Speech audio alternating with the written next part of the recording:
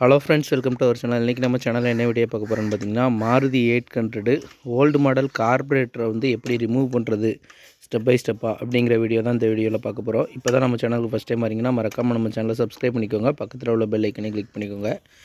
First வந்து ஏர் filter ஹவுசிங்கை remove பண்ணணும். ஏர் filter ஹவுசிங்கோட ஒரு எண்டு பார்த்திங்கன்னா இன்ஜின் மவுண்ட்டில் மவுண்ட் ஆகிருக்கும் 10 mm நட்டு. இதை லூஸ் பண்ணி வச்சுக்கணும். அடுத்து பார்த்திங்கன்னா மேலே கேப்பில் பார்த்திங்கன்னா 10 mm நட்டு போட்டிருப்பாங்க, இல்லைனா 14 mm டைப்பு ஒரு திருகு மாதிரி போட்டிருப்பாங்க. அது ரெண்டையும் லூஸ் பண்ணிட்டோம் அப்படின்னா இந்த ஏர் ஃபில்டர் ஹவுசிங் மட்டும் தனியாக வந்துடும். ஏர் ஃபில்டர் ஹவுசிங் வந்து நம்ம மாட்டும் போதும் சரி நல்லா டைட்டாக இருக்க மாதிரி மாட்டணும். அப்போ தான் நம்மளுக்கு நல்லா பிக்கப் அண்ட் மைலேஜ் கிடைக்கும். இப்போ இதை வந்து லைட்டாக அப்படி லூஸ் பண்ணி ஷேக் பண்ணி தூக்கிட்டாலே வந்துடும். இப்போ பார்த்திங்கன்னா பிஆர்வி வால்வ்லேருந்து வர்ற ஓஸை வந்து கலத்தி விடணும். இந்த மாதிரி கலத்தி விட்டுட்டு ஏர் ஃபில்ட்ரு சேஞ்ச் பண்ணணுன்னா இந்த மெத்தடில் தான் சேஞ்ச் பண்ணணும். இப்போ இது இந்த யூனிட்டு தனியாக வந்துடும். நெக்ஸ்ட்டு பார்த்திங்கன்னா 12 mm நட்டு 1 2 இது மாதிரி பேக் சைடு ஒன்று இருக்கும். அதே மாதிரி பார்த்திங்கன்னா நம்மளோட ரேசிங் பண்ணக்கூடிய கேபிள், இந்த கேபிளை ரிமூவ் பண்ணி விடணும். கேபிளை ரிமூவ் பண்ணி விட்றதுக்கு இந்த கேப் இருக்கும். இந்த கேப்புக்கு நேராக நம்ம இதை கொண்டு வந்துட்டு இப்படி இழுத்துனா போதும். இது தனியாக வந்துடும். அதுக்கப்புறம் பார்த்திங்கன்னா 10 mm நட்டை வச்சு இந்த சைடு உள்ள ஸ்க்ரூவை வந்து லூஸ் பண்ணிட்டா போதும். நம்ம கார்பரேட்டர் மவுண்டிங்கில் கனெக்ட் பண்ணியிருக்க ஆக்சிலரேட்டர் கேபிள் தனியாக எடுத்துடலாம். இதெல்லாம் எடுத்தால் தான் நம்ம கார்பரேட்டரை கலத்த முடியும். பார்த்திங்கன்னா இதை தனியாக எடுத்தாச்சு.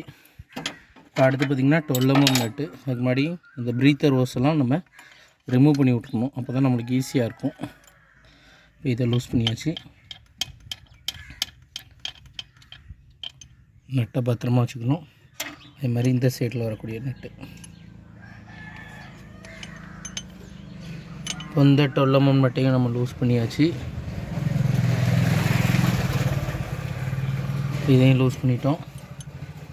பேக் சைடில் நட்டு இருக்கான்னு சொல்லி செக் பண்ணணும். பேக் சைடில் ஒரு நட்டு இருக்குது. இந்த 12 mm நட்டை நம்ம லூஸ் பண்ணணும்.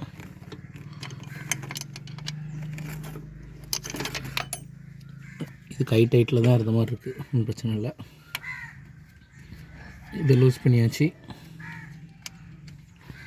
3 நட்டையும் லூஸ் பண்ணிட்டோம். இப்போ அடுத்து நம்ம பார்க்குறது பார்த்திங்கன்னா இன்லெட், பெட்ரோல் இன்லெட் ஓஸை ரிமூவ் பண்ணணும். அவுட்லெட் ரிமூவ் பண்ணணும். அதுக்கப்புறம் பார்த்திங்கன்னா நம்மளுடைய எஸ்பி அப்படிம்பாங்க,